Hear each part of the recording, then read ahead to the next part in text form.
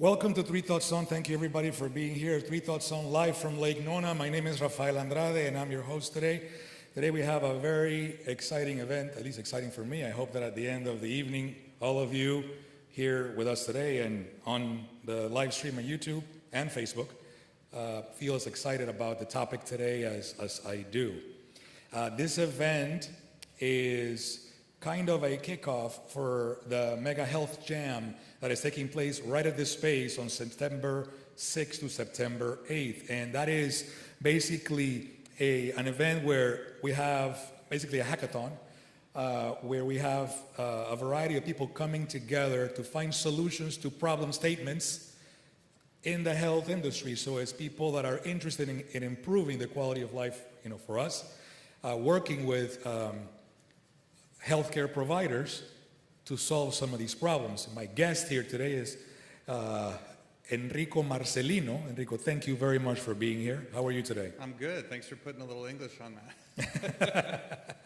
Yes. Well, before we get started, we have a lot to cover here. I find that this is, again, extremely interesting to me. Why don't you take a couple of minutes to let us know about you and your path, and how did you get to where you are today, and what do you do today? Well, my background in healthcare has been, I use the word eclectic. I've had many different roles within previously Florida Hospital and now with AdventHealth over the last 23 years. Man, that's a long time. So I started out on the front lines in a registration role, and I felt like it really gave me the right entry into the organization, getting to deal with patients every single day. So I was responsible for registering them, making sure their pre-certifications were done, and collecting co-pays or deductibles or things like that. So probably one of the most hated people you see in the hospital, I guess. Then I transitioned from there into our process improvement department, and I think that is really where my brain started to make a shift. If anybody has done process improvement before, or performance improvement of any kind, it really does start to make you think about the world differently around you, and I think you start to focus on opportunity everywhere. Where does the trash can at Publix belong? Does it belong behind the carts, or does it belong inside the store, inside the next set of doors, so that people can flow in? It's things like that where you just can't turn that part of your brain off. But I've also had a creative background for most of my life.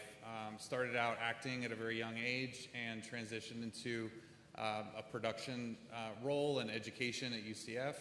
And so I led video content strategy at Florida Hospital at the time, and then as we transitioned into AdventHealth. And then I've also held roles in consumer experience design through our COVID-19 pandemic, and that was kind of a trial by fire situation. I've led management system strategy, and now I'm in innovation strategy. So a very, almost unrelated background, but I feel like it's all come together nicely into the role that I have today. So tell us a little bit more about that. So you're right now in what is called, and correct me if I'm wrong, the Office of Strategic Innovation at AdventHealth. Correct. AdventHealth is a very large organization. What happens in the Office of Strategic Innovation? That's a good question. So we are currently building out exactly what that department is going to be doing, but today, part of that is getting ingrained into the innovative ecosystem of Central Florida. I work for the Central Florida division of AdventHealth, which is our largest portion of the organization. We are in 9 states, but my focus is in Central Florida today. And what we're trying to do is find innovative solutions to problems and to challenges that the organization faces, whether those challenges are at the team member level, improving their work experience, or for our patients, maybe improving access to care or improving their experience when they're staying in one of our hospitals. So we will focus on all issues, and typically we would take our directive from our CEO's top 5 list of things that he wants to focus on every year. That's fantastic. So let's get started here with some of the meat of the content that we wanted to share with the audience here. I went browsing around AdventHealth webpage, and I found something that I want to read to the audience because to me this was not only interesting but refreshing. My people that know me know that my father is a doctor, so I'm not a doctor, I'm an engineer, but I've been exposed to the world of medicine since a very early age. And when I read this, it just gave me a whole lot of hope. And I'm reading right now, it says, if it helps the body heal faster, we're exploring it. If it strengthens our patients' trust in us, we're striving for it. And if it's never been done before, we're determined to do it because there's always a better way.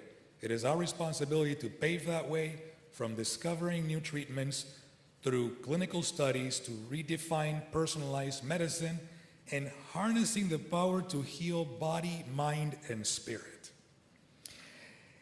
Fascinating, because at least my experience has been that medicine traditionally didn't live on top of these pillars.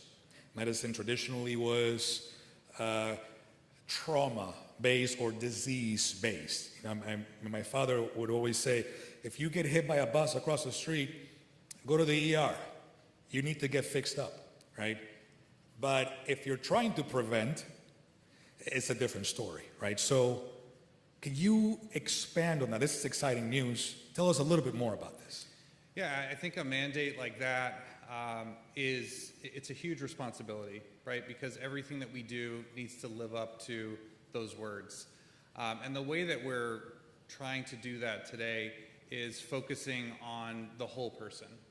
If you've ever seen one of our commercials or if you've seen a billboard, you've probably seen the words "Feel Whole" underneath our logo. And what that means to us is making sure that our patients are not being treated just for the reason why they came into the hospital or the doctor's office, that they are being looked at as a whole person so that when they leave, they're going to feel better when they go back to doing what they actually want to be doing.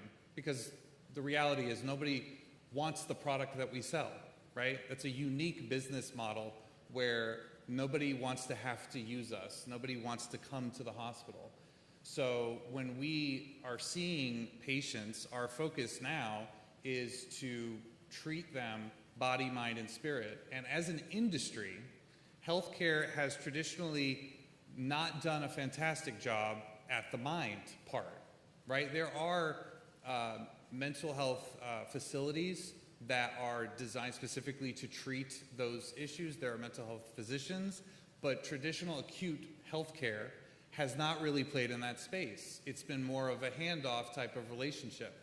And our goal, and it probably comes from our mission, which is extending the healing ministry of Christ, is to live and practice the way that Christ lived his life. And it was not just addressing the singular need of a person. He addressed that whole person and made sure that they left that experience feeling better, not just healing them, but better as a whole. And so we are making improvements in those areas, and I think that our differentiator is our mission, and that addresses the spirit part. And we feel like when you have a sense of the spirit, and when you have an environment where team members feel comfortable praying with patients, that leads to better healing and also helps patients feel whole if that's how they want to experience care. So I think it's a great environment that has been created, and it's one of the better things about working for AdventHealth. So that's very interesting. So when you look at traditionally in the world of medicine, it was very body heavy, probably not very spirit heavy at all. And the mind, well, maybe a little, but not quite there yet. And even the body part, it was this very reductionist approach, meaning we're going to divide up the body into all these parts and pieces, into all these centers of functions, right? And then we're going to have specialists that traditionally, again, talking in the past, don't talk to each other, right? Try to solve what's going on based on the symptoms that the patient is expressing. And what I hear you say now is that, at least from an AdventHealth perspective, that's in the rearview mirror. you're going in an entirely different direction now. Yeah, absolutely. I think that 10 years ago even, when you went to go get an oil change, you probably felt like they were taking better care of your whole car more than going to your doctor, because your doctor was just treating the one thing you came there for. So if you had a headache, they, maybe if it was severe and you've been living with it for a while, he sent you for testing, and then maybe gave you a prescription for medication and sent you on your way. There was probably no discussion, again, this was in the past, about what your day-to-day life was like, what stress might be contributing to this issue, what your diet, your exercise looked like. So there was just almost like trauma triaging happening in healthcare, where it was, just get the person out, treat what they're coming in for, and then get them back to, living with potentially 2 or 3 other chronic conditions that they didn't address when they came in. So today, it's more important for, even in a primary care physician visit, that you feel like they are going over almost like an annual physical every time you go in. So if you're going in for a headache or chest pain, they're asking you other questions about what's going on. They're probing a little bit more, so that that visit is addressing you as a whole person versus just addressing the condition that you're presenting with. And I think that that is a move into the future of medicine. And again, when you go get your oil change, they're coming to you with that air filter that you had no idea had caked on dirt. And so when they show it to you, you're thankful, like, oh, I had no idea. Yeah, definitely change that out too. So hopefully in healthcare, we can get to that point where it doesn't feel like an upsell. It feels more like, let's talk about everything that's going on with you versus just this one thing. So let's zoom in on that for a little moment there, because that now what you're discussing is the fine line or the balancing act that doctors and practitioners have to dance between all the paperwork and all the stuff that they have to do, and then on the other side you have the amount of time that they get to spend with each patient. And the more of this, the less of this, right? So doctors are responsible for reviewing and writing a lot of information, but at the same time, they want to spend quality time with the patient. So to be able to bridge that gap, you guys are using innovation. So can you expand on that, some of the things that you guys are doing? Yeah, absolutely. We look at it as time value, and it's kind of 3 parts. It's the team members' time with the patient. How can we get them more time, more quality time, to your point, with the patient? It's also giving the patient more time back home, more time back doing the things that they want to do. And for our physicians, it's extremely important to have more time with their fellow team members like nurses and their clinical staff, and more time with their patient. So we're really looking at that time value equation, and we're looking for opportunities where, in the case of a physician having to take notes while you're talking to them, and they're furiously dictating, which I'm sure, unless, if you have a doctor who, learned typing on a typewriter, I think I learned keyboarding on a computer back in the day, and I don't think that they thought that was going to be a priority when they became a physician. But today, if you're not typing 100 words a minute, you're probably not keeping up, right? So we are implementing and looking for opportunities for technology to assist in that space, where a physician can just have a conversation with the patient, and that is being fed directly into their chart. And then the physician can go in and make edits, they can add to, and so that takes the burden off of them. So that is more valuable time with the patient, having a discussion about more than just one thing. And then for our clinical staff, same thing, looking for opportunities where we are asking them, what are those tasks that you're doing today that feel like they're taking up a lot of your time? And then by doing an assessment of what those tasks are, what can we take off their plate and leverage technology to solve for? And then that gives them more quality time back to do the things that are adding more value to that care experience for not only the patient, but for the accuracy of their medical record. And for patients, if we can give them tools where they can share with their doctor before an appointment the things that they want to explore and talk about, so that when they get in that appointment, they don't forget. Because how many times do you go in for a few things, you talk about that first thing, and we really have a good discussion about it, and the doctor's like, all right, thanks so much, we'll see you. And then you walk out, you get in your car, and you're like, oh, I had 2 more things I wanted to talk about. Got to make another appointment, but I'm going to wait 6 months to do that. So if we can put the power in the hands of the consumer, then they can set themselves up for success, and in turn, give them more valuable time with their caregiver and more time back at home. So is it safe to say that you're using technology, specifically maybe AI, to bridge that gap? Are there any initiatives that either you're thinking about, or that are already underway, or that are already implemented to actually bridge that gap? So I'll make kind of a blanket statement about AI and healthcare. So we are likely the most risk-averse industry that exists, and that's because of the information that we deal with on a day-to-day basis, patient information. Because of its sensitivity, and because of the way that AI is often designed, where it takes the information and it takes it out of your own server or your cloud and puts it into their cloud, that poses a risk to give that to another company, a third party. So because of that, we have kind of dipped our toe very slowly into the AI space. We have an AI governance committee that is currently setting up a vetting process for materials that we would use to draw from, setting up that library of approved content that we feel confident is accurate.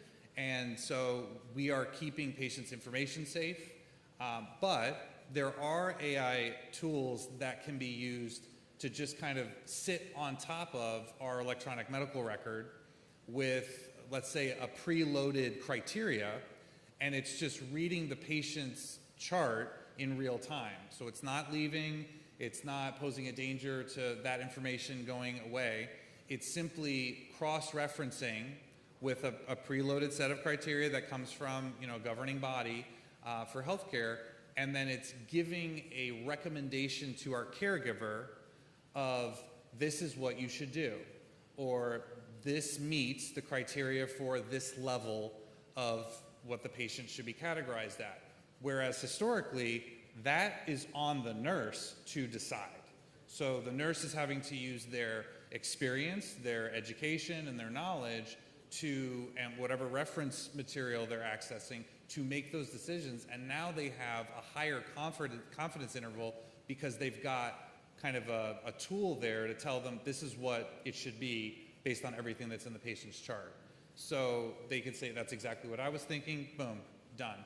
So that takes a lot of work off of a caregiver, and that's one specific example about how we're using that. And we've been using AI to read radiology scans for a while now, and that has exponentially increased the amount of work that radiologists can do. There's always a human there to make that decision. We're not just blanket letting AI run with the ball and say, yeah, whatever happens, happens. We trust you.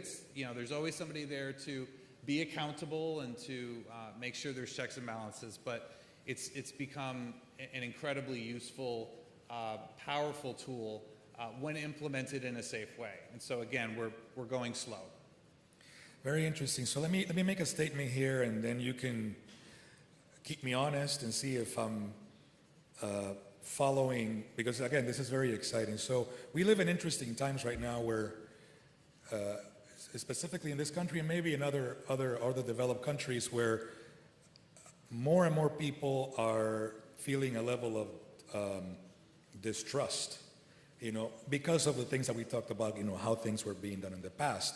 In addition to that, you often hear people say, oh, I'm going to go out of the country to take care of this. I'm going to go to Canada to take care of that. Maybe I'll go to Colombia for that, or I'll go to Switzerland for that, because I can't get that done in the U.S. It seems by everything that you're saying that you're actually trying to fill that gap so that more is done, not just in the trauma side, but also in the proactive, preventive side, so that hopefully in some time from now, people feel, at least your customers feel like they're getting a better quality of health care, not disease care.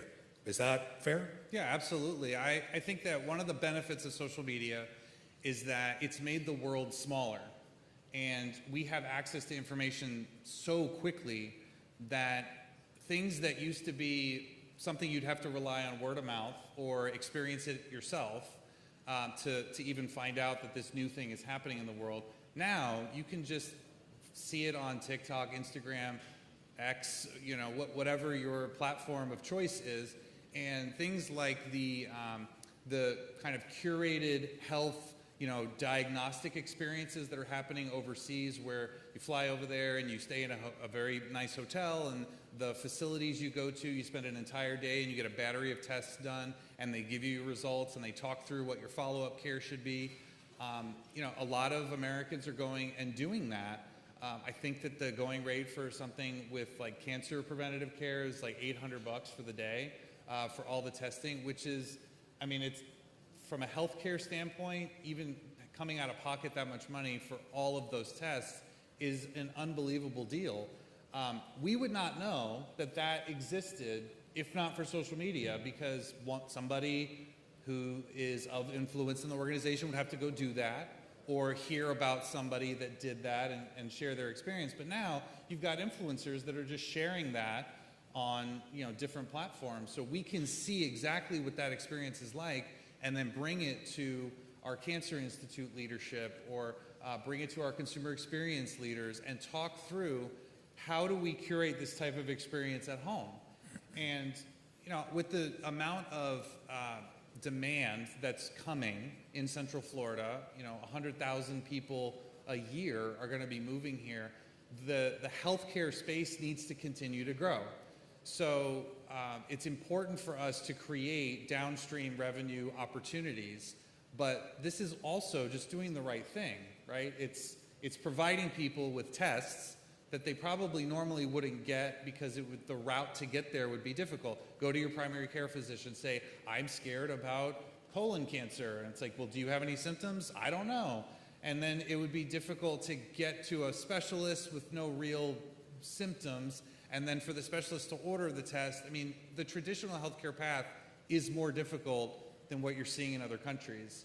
I also didn't know that, everybody that's on a flight to Turkey is going to get a hair transplant. But I know that now because of social media and how cheap it is and how, different surgeries in South America are incredibly cheap. So I think that because of our access to information, we can, in the U.S., start to think about improving care and think creatively, because it's a different model here, right? We have insurance providers, and we have to think about what that means in the care setting. But we have creative folks, and we are committed to creating experiences for patients that are meaningful, that they can get right here in their own backyard. So in order to be able to then accomplish that, what you guys are doing, or AdventHealth is doing, is you have these number of initiatives and these research institutes, right, that are responsible for doing a number of different things. And then along with that come the other initiatives that you mentioned that make you guys more like a problem solver, having that problem-solving mind. Can you expand on that a little bit? Like, what are some of the highlights of what's going on there? Yeah, absolutely. There's an opportunity probably in every area of our organization. If you ask frontline staff, what are your top 3 things that give you heartburn at work? They're ready to tell you, right? We need to, as an innovation division, take the approach of creating channels and funnels to get those problems directly to us, because the size of our organization is so large that we may not know a solution exists in-house, right? We may not know that Kansas has already implemented a solution for a problem that's happening in Kissimmee. And That's not because we're bad communicators across the organization, but when you have 93,000 plus employees across 9 states, it becomes challenging to make those connections. And although innovation has been a buzzword for a long time, it is fairly new to healthcare in a traditional, more of a implemented sense. Like, people are creating innovation departments, and that's probably about 5 to 10 years old. But now we're really making this push into a problem-solving mentality where it's not just presenting solutions without problems to solve. It's more about getting a problem and really going aggressively after something to solve it. Because at the end of the day, that's what success looks like, right? I mean, you could have an alignment with 5 companies that have great tools, but if we're not using them, then what was the point of creating that partnership or relationship? So our task is to create those funnels and channels for sharing problems, not only from the C-suite level, but also from the front line where those problems are being felt the most. Very interesting. So you're definitely pushing the industry with what you're doing, which is again refreshing. Let's talk about, when we were discussing earlier, you mentioned a particular program or initiative called the Care Advocate, and you touched on it a little bit a couple of minutes ago, but that, I think, is very interesting because it seems like today, or at least in the past, you went to see a doctor, you may see a nurse up front that takes your vitals, then you may see the same nurse or a different nurse to ask what's going on, and then you wait, and you wait. And then the doctor comes in and is like, well, what's going on? I say, well, I just told all these people what was going on, right? But today, there are actually more people involved in that process. There may be, 2 or 3 nurses kind of touching base. That on top, of course, of the technology, and the Care Advocate you mentioned is part of that equation. Can you expand on that, please? Yeah, the Care Advocacy Program at AdventHealth is one that's really near and dear to my heart. It was really born out of the COVID-19 pandemic.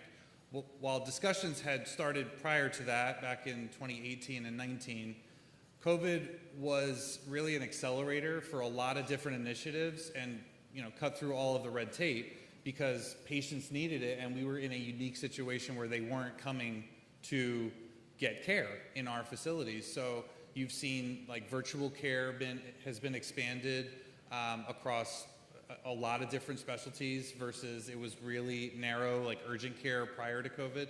But Care Advocacy was born out of this need to share answers to questions for patients that were very scared in March and April of 2020. I started a new job as Executive Director of Consumer Experience Design on March 16, 2020. So my first day, they said, don't come to work. We're gonna stay home and work from home for a couple weeks, and then we'll come back and everything will be fine. I was like, okay, cool. I've not been back. So I still work from home. I'm still remote. So it was a little more than a couple weeks, but we started getting all these questions, people calling in asking about what do I do if I have this, or where do I go if I need this, and is this open right now? And so it was starting to be this flood that we could not handle, and so it first started out as, well, we need to get our patients that are connected to our AdventHealth primary care doctors, we need to get them connected with a person. So a care advocate is a concierge that is connected to you that you can text through our app, and they are connected to your doctor. And so if you have questions about refills, about making appointments, about tests and results, and talking to your doctor or getting a question answered without making an appointment, the care advocate can do that on your behalf. We really focused early on patients that had 6 chronic conditions or more. So they were kind of our pilot test group. And the reason why is because when you have 6 chronic conditions that you're dealing with, it's very difficult for you, the patient, to quarterback your own care. And if your primary care physician has you going to 6 different specialists, it's hard for them to keep the medications that you're on, all connected in a way that are not putting you in danger, having all of your tests aligned so that you're not doing, multiple, rounds of like MRIs or CTs or whatever it might be. So it was really playing this quarterback role that we got the most value out of for those patients. But then when COVID hit, we just released it to all of our primary care physicians. And so every patient that had an AdventHealth physician had a care advocate. Well, we needed to go a step further, and we needed to create a care advocate for people who didn't have a primary care physician. So that's what's called an unassigned care advocate, and you can access them still today through Hope, who's our chat bot on our website. And so if you ask to speak to a person, you can chat with a care advocate that can do a certain number of things for you. They can't go into your medical record or your chart or anything like that, versus an assigned care advocate can do that for you. But it was a way to give real-time answers to patients who were frightened. And I mean, I was part of the group that was typing out what the messaging would be for not only Hope, when you're chatting, well, it's this question, and kind of the answer tree that came out of that. It was just all hands on deck. I'd never done that before, but they were like, take these questions, and we'll take these questions, and we just, figured it out. So the care advocate plays the role, like I talked about earlier, of you can send them the things you want to discuss with your doctor at your appointment before the appointment, and they give it to your doctor to make sure that that list is checked off, even if you forget. So it's really empowering the patient and also alleviating that responsibility, because now they have this champion for them. And I've used my care advocate a number of times, and they've really saved me getting answers, getting medication authorizations, and things like that. And I just text them, and they respond within 2 minutes, and we have a conversation back and forth, and it's done. So I think that was one of the best things to come out of COVID. I think we have a little over 100,000 users signed up for care advocacy today, and I think we're aiming for over 1 million coming up pretty soon. So in the middle of all that is innovation and technology, which is the reason we're here, because we have this mega health jam coming up in a couple of weeks right here, September 6th through 8th. And you personally have, and by the way, for folks that don't know how a hackathon works, it's basically a group of people that come together that are, whether they're technologists or coders or creators or engineers or whatever it may be, they come together to try to solve very specific problems. Those problems typically get postulated by folks like you who you have to solve these problems for real people, right? So what better ecosystem than to take a bunch of folks that are really good at what they do, come together, connect with you, they get the feedback from you, then they go away and they come back with a possible solution that could be someday productized and become part of the ecosystem that you've described so far. So let's zoom into that for a moment and talk about some of the problem statements that you have postulated for the Mega Health Jam and how you see that playing out. Yeah, we know that there's a lot of talent locally here in Central Florida. And obviously with hospitality industry being what it is, we have robust film programs at multiple schools in the area. And so we know that there are really talented folks that are thinking not only outside of the box, but they're coming in with experience and thinking that's outside of our industry, which I feel is extremely valuable, because many times if you're stuck in healthcare or you've been in healthcare for a long time, you just keep recycling the same things, you get comfortable, you're not, it's easier to just not push the envelope or be the squeaky wheel. And so when you have outside folks coming in that can see it with fresh eyes, with new perspective, we feel like there's a real opportunity there to create something unique and something that will really impact a population who doesn't think like us, who does not, they're not ingrained in our healthcare world. They don't speak our language and say all of the acronyms that exist in healthcare.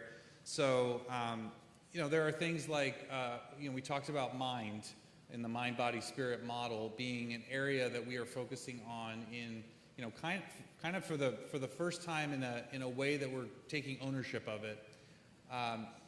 We would love to see, as part of the jam session, that maybe there's an opportunity to create something that allows our caregivers to experience what it's like to care for patients with different mental health challenges. So think about autism, for instance, and what somebody with autism, how they might respond to an ER setting. It's scary enough when you go to the ER with your own condition, but then, add on top of that the extrasensory challenges, all of the beeping, all of the, staff conversations, what's happening in the next room, even the waiting experience. Like, what does that feel like for them? There could be an opportunity to create empathy, to have somebody live in the shoes of a person and see what it is like. Because if you walk in someone's shoes, oftentimes you have a better understanding of how to respond to them. So that might be a unique opportunity to explore. I'm not trying to prescribe what anybody works on, but I think that might be fun. Yeah, and no, and this is fascinating because I was looking at your list here. There's a number of, if half of these get implemented, we've leapfrogged, 5 years, 10 years of healthcare, from a preventative side. We're talking about here how to maybe gamifying patient health goals so that the patients can stick to them, right? Or using virtual reality and augmented reality, right, to improve the pre-surgery experience. Is any one of these closer to you that you would like to see it done? Personally, I'm kind of a tech junkie to some extent. All the new stuff that comes out, I want it. I want to use it. I want to experience it, and I also want to create for it. One of the hardest things about the Vision Pro is that I can't today adequately shoot content for it and put it on Vision Pro or watch it on a Vision Pro. I think it's an unbelievable piece of technology, but there are healthcare systems even here in town that are doing things with VR that are very exciting and very impactful to patients. Just a simple waiting room experience before a stressful test. Like if anybody's ever had an MRI, it's like being in a coffin and people hitting wrenches on metal on the lid of the coffin for 45 minutes, and they're like, "Be still, don't move, don't breathe," and that's tough, right? That's a tough test, and if you've ever had it done, you're sitting in that waiting room with a little bit of dread. And if you can put on a headset and scuba dive for 20 minutes while you're waiting and check that off your bucket list because you know that you have a respiratory condition that prevents you from ever doing that in real life, then I think that creates a better experience overall. And it was just this small thing where you had just kind of a visual experience. So things like that. Pre-surgery, I think that if someone is anticipating what a surgery is going to be, how many times have you thought about what you're about to do? You've never done it before, it's new, and you have apprehension and you're scared, but after you've done it, you're like, oh, that wasn't that bad. If you go through the pre-surgery experience in virtual reality, maybe that creates a sense of comfort on the morning of, because you're like, okay, this is familiar, I went through this already, I know that I'm going to talk to this person, and then I'm going to go down this hallway, and then I'm going to go into the room, and they're going to move me onto a different bed, and all right, I'm prepared because I went through that. Even looking inside of your own heart, what would that be like if you're going to have cardiac surgery, and for the physician to show you exactly what he or she is going to do during your procedure? For me, I love when my dentist is telling me what he's doing versus I have to guess because of the reflection in his glasses, and it looks awful. The whole thing looks terrible. So I'm just imagining the worst, but then when he tells me, like, I'm doing this, and it's only going to take 2 minutes, and it's like, oh, all right, no problem. So I think more information and more communication is better. And then there is the work that hopefully some of these coders and these creators can do about the future of work. Yes. Right? Like how do we use technology to incentivize kids to want to be in the healthcare space. Because to be quite honest, I did not, my father wanted me to become a doctor. And I said, no way. Why? Because I want to have a life. And he didn't have a life, because he was always on call.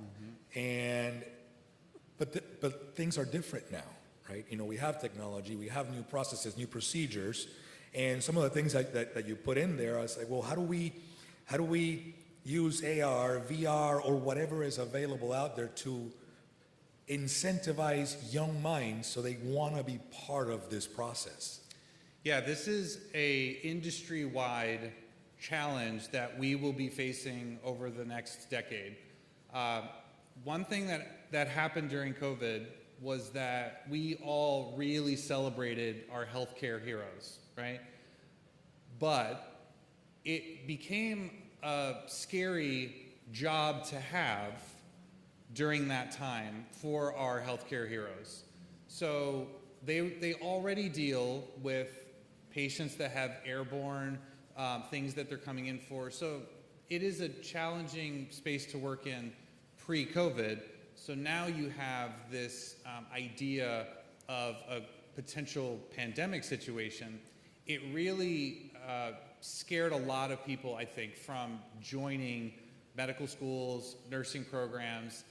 So we have seen a reduction in people that want to come into the healthcare industry.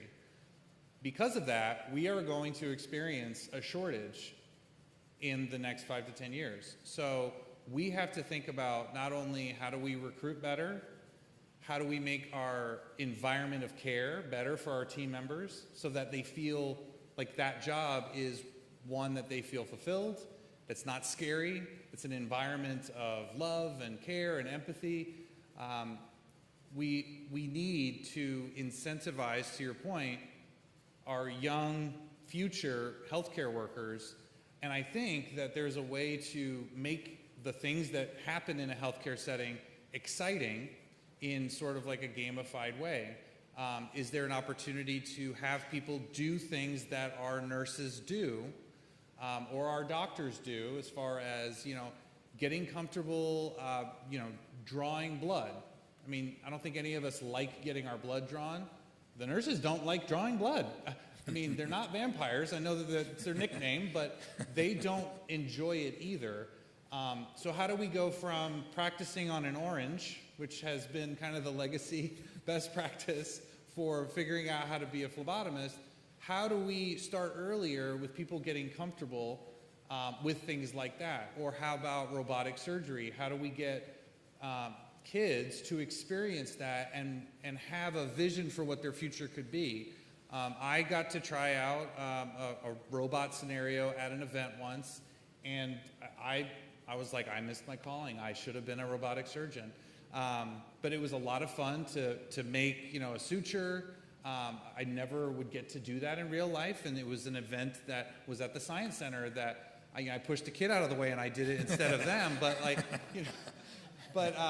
it was probably for kids, but I felt very accomplished after I did it and bragged. But I think that there's ways like that to give them an experience that they wouldn't normally have, and you never know when that moment is that someone chooses what their life's journey is going to be or what their career path is going to be, and how do we fit into that space in a way that's not only meaningful to them, but it's exciting and fun.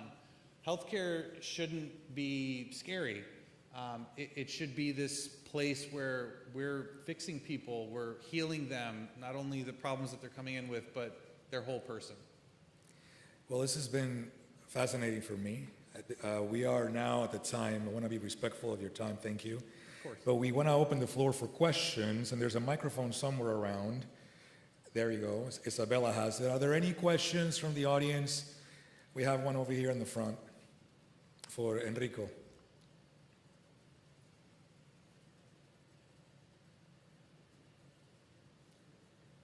We got is this mic working? Oh, that's right. Yes, thank you. I knew that. Hello. There we go. Okay.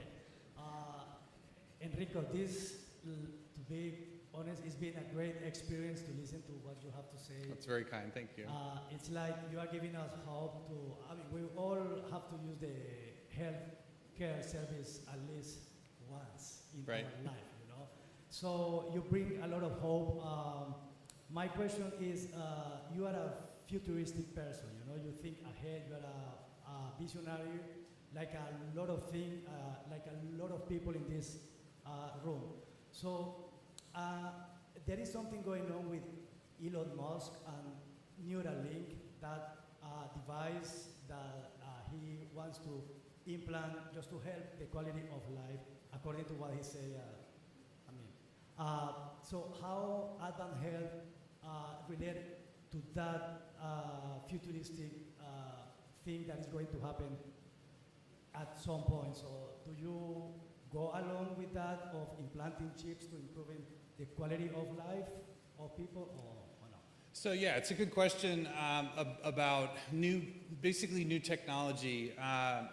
It is a lot easier for somebody to privately build something and test it than it is for an organization, a healthcare organization, who again is very risk averse, to implement it. The vetting process is extensive. It takes a long time, and healthcare tends to need to see significant results over time that kind of prove that this is the way to go. Now, I'll give you an example. I had the opportunity to to be on the ground floor of marketing a new procedure that used MR-guided focused ultrasound to treat, at first it was uterine fibroids, and then they expanded the use of that technology to essential tremors. To see how fast it accelerated to a new procedure was unbelievable. It was like months. And what MR-guided focused ultrasound is, for those that don't know, is using an MRI machine and ultrasound beams to focus it on a treatment site that's the size of a grain of rice. So in the brain, there's an area responsible for tremors that you can essentially heat and eliminate the problem.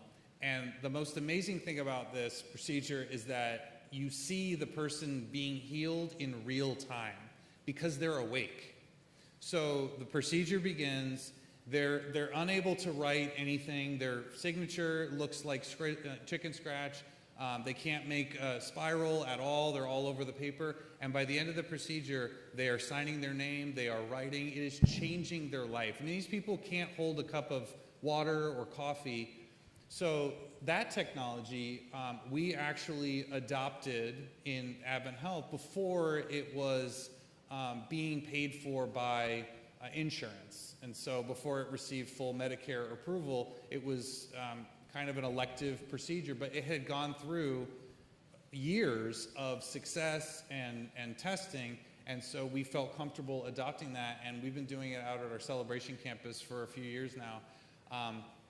We think that the future for that probably is Parkinson's treatment, potentially even cancer treatment, using the same technology. So we are willing and excited about new tech that comes out and new solutions like the Neuralink, but again, I want to set expectations that we look at those very stringently and for a long period of time before we have full adoption. Any other questions? Yes. You made reference to AI in the healthcare space.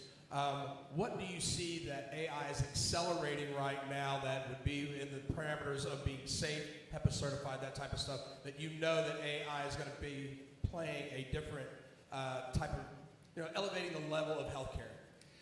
So, admittedly, I'm an Apple fanboy, and so I'm going to preface it with that. But what they are doing with their new operating system, I believe, will become the standard by which AI companies feel like they need to operate in, which is to say, the AI will sit on your phone and only stay within your phone unless you give it permission to leave.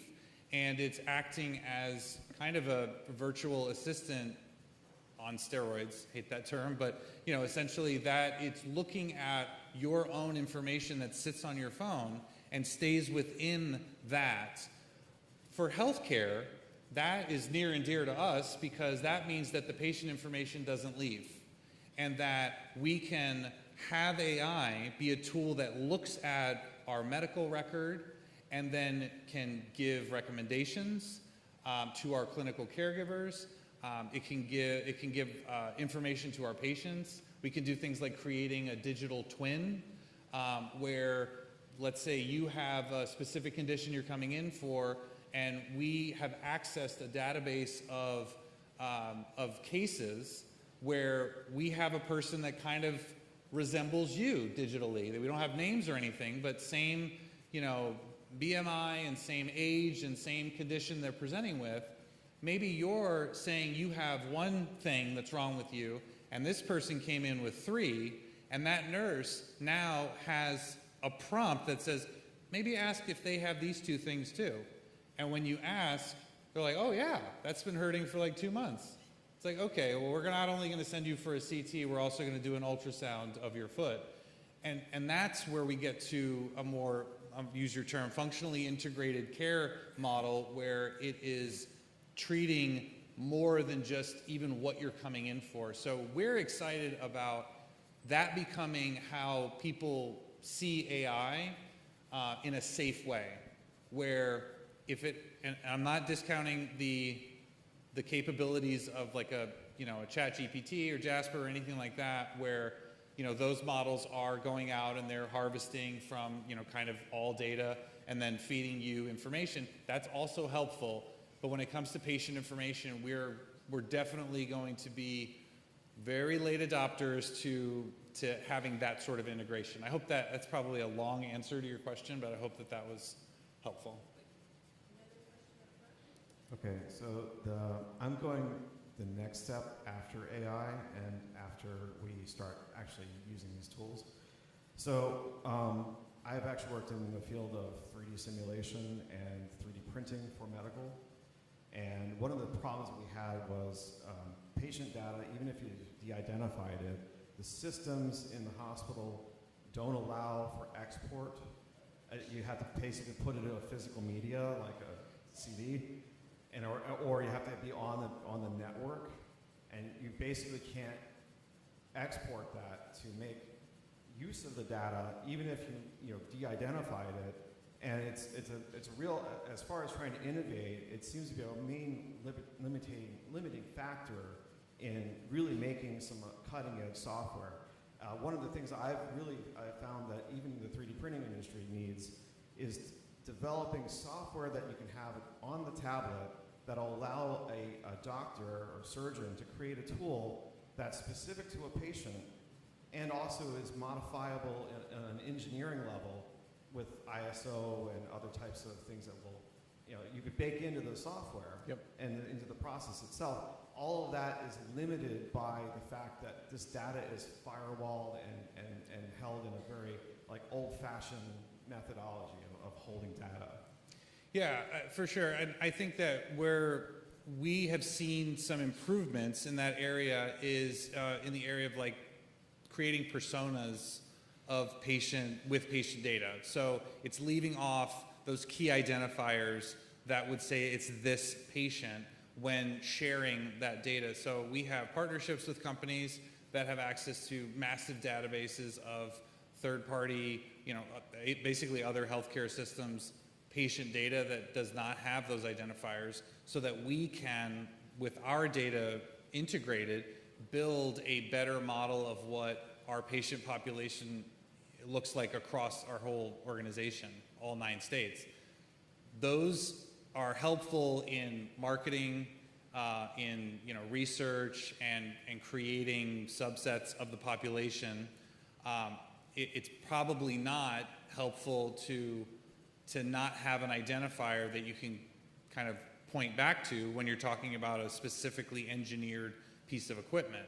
I think for that, there would need to be something that's created that's similar to how we pull that kind of data and leave off the identifier, so that the vendor or the third-party partner does not have access to it, but are essentially feeding us back the opportunity to create it for that specific patient. They may not know who the patient is, but we have made the connection in the back end to know.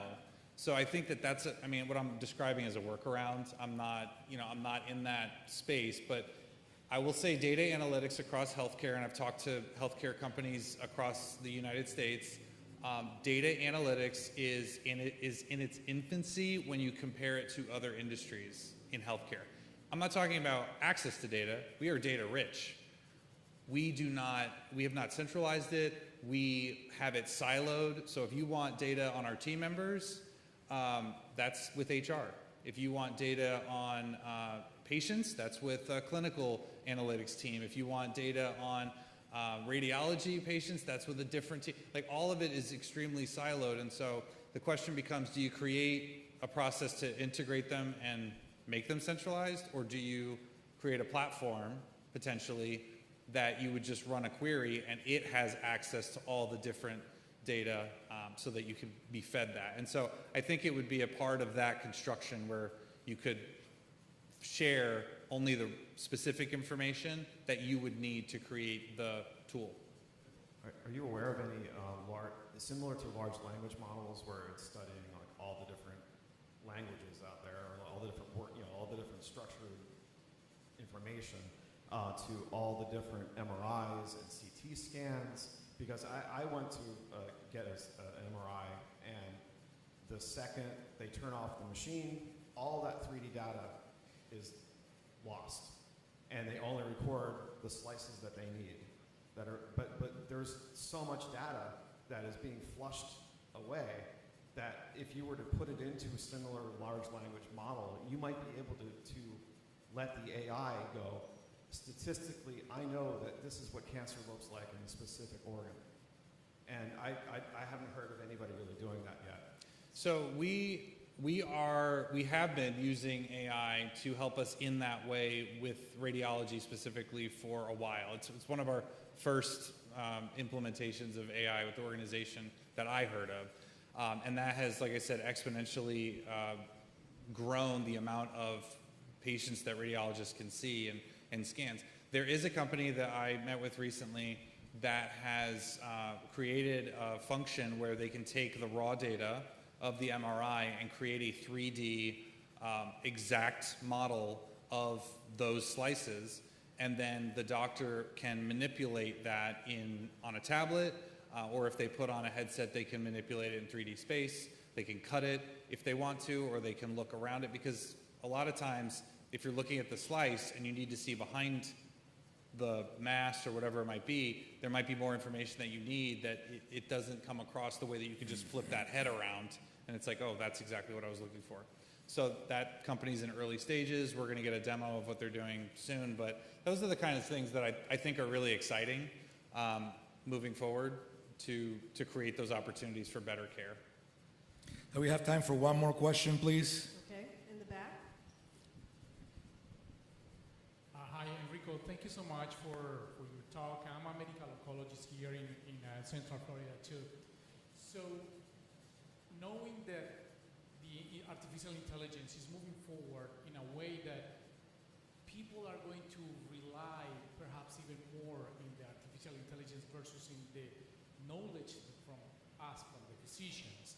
So how do you foresee the future? Because now in my field, which is the oncology, now the artificial intelligence potentially is going to double check or is going to double prove any decision that I'm making with my patients. But at the end of the day, there is a very fine line when I am the one who's making the best decision for my patient, and not getting into the point that patients or the public in general are going to rely more upon the decision from a machine instead of the physician itself, right? So how do you guys are foreseeing the future in terms of keeping the physician as the figure that the doctor has to be? Because physicians, we cannot disappear from the picture. And what do you think about it? My personal belief, and this resonates with the people that I interface with, not only in innovation, but kind of across the leadership landscape, is that AI will not replace people, but it might replace people who don't use AI.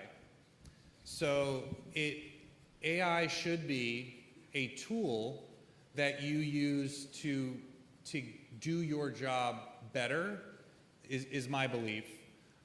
It should not be a replacement for you. So I'll use an example.